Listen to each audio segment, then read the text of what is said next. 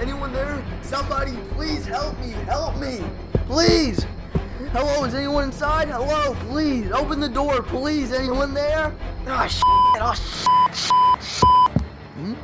What's going on out here? Yes, thank God!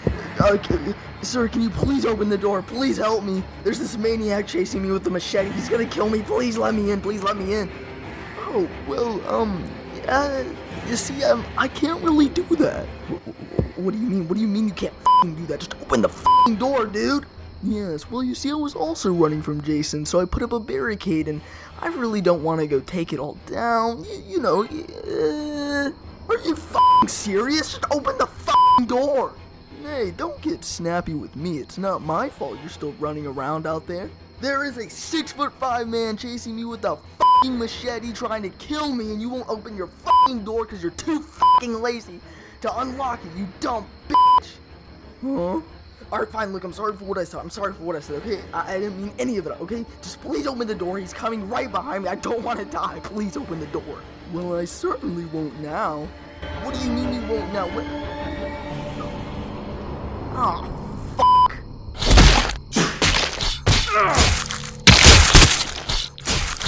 It's a pity. I really wish I could have saved him.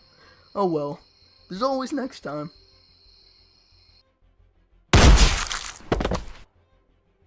Personally, I love the genre of horror. Whether it be a man trying to kill his family after being trapped in the Overlook Hotel during winter, or being gifted a possessed Cabbage Patch doll who now houses the soul of a serial killer, I've always had a soft spot for the genre of horror. And when you like horror as much as I do, you find other ways to indulge in the content. Yeah, watching a horror movie is fine, but sometimes you want to feel more immersed, like you're actually there. Oh wait, yeah, that's called a haunted house. Haunted houses are a great way of experiencing horror while not just sitting at home and watching a movie. Hell, I went to one a couple of years ago. I believe it was called Netherworld, which happens to be the scariest haunted house in America. It was a really cool place and it was extremely interesting. Although despite being labeled the scariest haunted house in America, I didn't even scream once. And I was in front of the line, for some parts at least. What I do know is that a good bit of you probably won't be able to go to a haunted house. Not because it's too expensive or too far away, but because you want to stay at your computer so you can see if your favorite Twitch streamer notices your donation go through. And that's all fine and dandy, because I have a very viable solution. Murder horror games! Some of my personal favorites include Little Nightmares and Amnesia. The former sees you as a little girl trying to escape a giant iron vessel filled with Discord mods.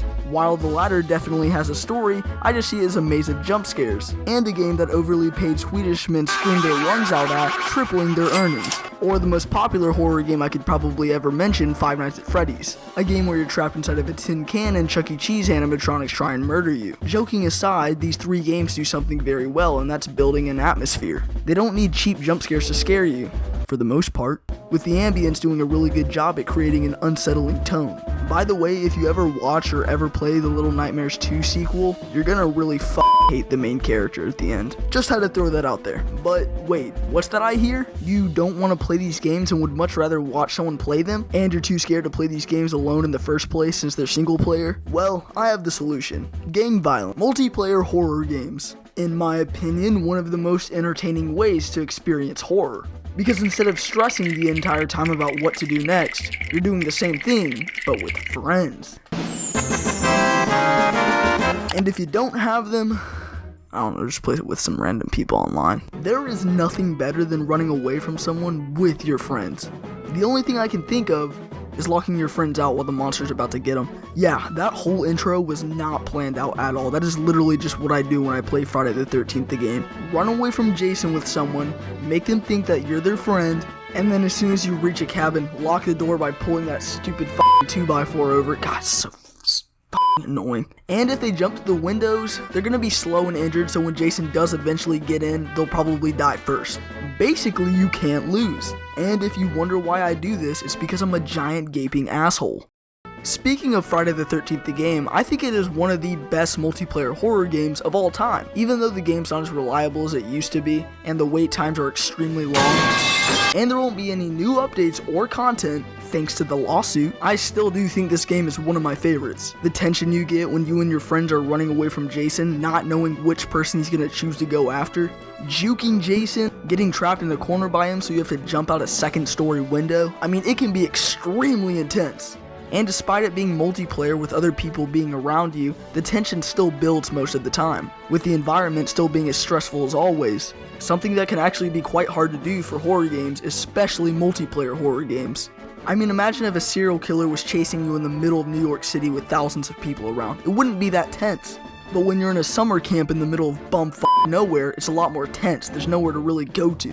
I also like the different endings, calling the police, literally just surviving, or actually killing Jason. That one's really cool, and I wish I could have done it, but instead I was too busy killing my teammates. Moving on from a slasher who killed teenagers in the 80s, let's go to a game where we deal with a slasher killing teenagers from the 80s. The fuck? Okay, that's not entirely true.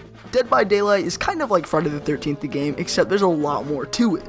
Since the company that made Dead by Daylight doesn't have to deal with the lawsuit, they can pretty much do whatever they want. Where instead of just having one killer like in Friday the 13th the game, they have multiple. Some of the killers are from the game itself, and others are from popular IPs, like Michael Myers from Halloween. I didn't talk about it much before, but being the killer in these games is awesome. Yes, I like to trap my teammates outside and beat them up and watch them get killed, but sometimes I actually want to kill them, you know, because that's the killer's job. The killers in these games also happen to have abilities, like Jason's teleportation or being able to see which cabin the counselors are currently in, with the trade-off being, the killer is extremely slow. Since most of the antagonists for these horror games are normally big and burly people, they're extremely slow. This also means that they have really low stamina. I can walk faster than Jason can run. I think we should also mention that Jason is at least 6'5", meaning that he has stilts for legs and I am still outrunning him. Although to be fair, I can't really dog on Jason for this because a lot of killers are just like this. The only exception I can give is to Leatherface, and that's only because he's fat. And he's also carrying a 30-pound chainsaw, while most of these guys are carrying the average kitchen knife. Moving away from these killers' cardio, or lack thereof, players have more to worry about than these killers, with many obstacles ahead of them. What I mean by this is that you can't just leave the area, you have to figure out ways to escape. Like we're in Friday the 13th the game, you have to put gas in a car and find the keys in order to get it to start. Then, once you get it to start, you can actually leave. Unless you're floored down by the vehicle. Yeah, since the vehicle only seats 4 people, a lot of people that helped get left behind. And since everyone there probably gets enjoyment from kicking newborn puppies, it's a race to see who can get into the car the fastest. And if you don't make it, not only do you have to worry about Jason, who's most likely nearby, you also have to think about the people ramming you with their vehicle, which happens a lot more than you think. I cannot tell you how many times I've gotten floored down by this shitty 80s vehicle, although to be fair, it was most likely karma. By the way, they don't have to have speed to run into you, they can just tap you with the car and you'll die because of how glitched it is.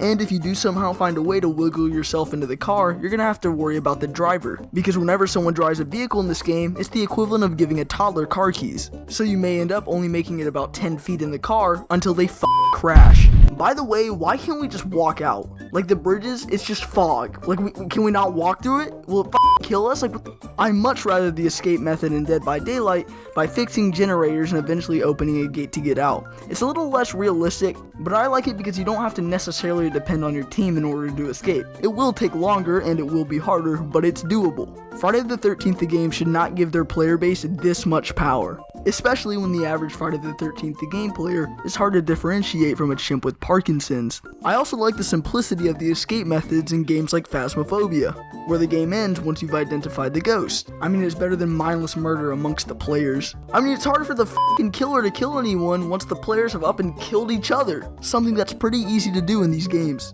Now, when you're not running from the killer or trying to escape, you're most likely hiding. And if you're a player who regularly uses this strat, you're a camper. What enjoyment do you find from just sitting in a closet for the entire game? One thing I'll give Friday the 13th the game props for is how it looks down upon hiding. Seriously, hiding proves useless in this game. Hiding in a closet, Jason will sense that you're there. Hiding under a bed, Jason will stab through it, cutting your insides out. Not even playing the game? No, Jason will get you. You literally can't win. And I find that enjoyable. You don't want to be laying under a bed or sitting inside of a closet. It's just boring. It's basically the game telling you, hey, get off your fat ass, you literally just bought this game, why don't you beat it? And if you can't afford the game, you can just go play some Roblox horror game. Trust me, I've gotten scared by so many, I can't even count. And they weren't even single player, they were multiplayer. I was playing with my friend Dade, channel link in the description by the way, and we literally screamed like Tom and Jerry.